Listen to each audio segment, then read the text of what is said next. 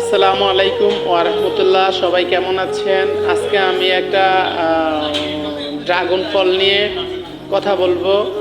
এই ড্রাগন ফলগুলা হচ্ছে বড় যে ড্রাগন ফলগুলা এগুলার ভিতরে বিষক্রিয়া, রাসায়নিক বিষক্রিয়া ঢুকিয়ে এটাকে বড় করা হয়।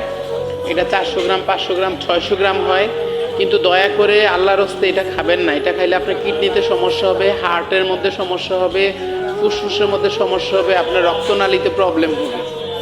আর যে ড্রাগনটা হচ্ছে ছোট, যেটা আকারে 150 গ্রাম 200 গ্রাম হয়, ওই ড্রাগনটা অনেক উপকার। ওইটা যদি আপনি খান, আপনার রক্তের হিমোগ্লোবিন বাড়বে, তারপরে হচ্ছে আপনার শরীরের এনার্জি বৃদ্ধি পাবে, তারপরে আরও অনেক অনেক অনেক উপকার।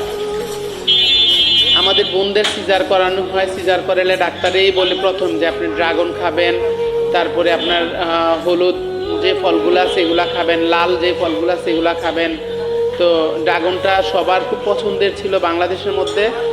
এখন বাংলাদেশের ভিতরে কিছু অসাধু ব্যবসায়ী ড্রাগন বাগান করে, এই বাগানের মধ্যে তারা এই বিষক্রিয়া ঢুকিয়ে ড্রাগনটাকে বড় করে, যার কারণে অনেকে এখন ড্রাগন খায় না। ছোটো ড্রাগনটা খাবেন, ছোটো ড্রাগনটা অনেক উপকার, বড়টা খাবেন না। আর আপনি চাইলে ড্রাগনের বাগান করতে পারেন, ড্রাগন লাগাইতে পারেন। ড্রাগনের গাছ আমার কাছে আছে, লাগলে নিতে পারেন। আমার কাছে আছে ছোটোটা, লালটা। সবাই ভালো থাকবেন। আসসালামু আলাইকুম ওয়া রাহমাতুল্লাহ।